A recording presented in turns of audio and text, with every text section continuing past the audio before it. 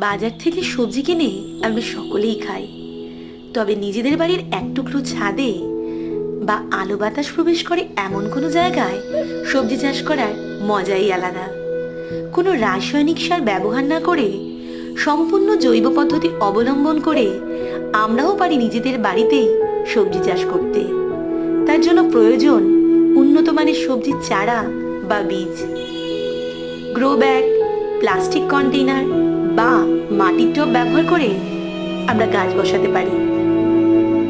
গাছ বসানোর জন্য আমরা মাটি, গোবর সার এবং ভার্মি কম্পোস্টকে সমপরিমাণে মিশিয়ে একটা সয়েল মিডিয়া তৈরি করতে পারি, এবং সেই সয়েল মিডিয়াতে আমরা যে কোনো সবজির চারা বসালে সেই গাছটি কিন্তু খুবই সুন্দরভাবে বেড়ে ওঠে।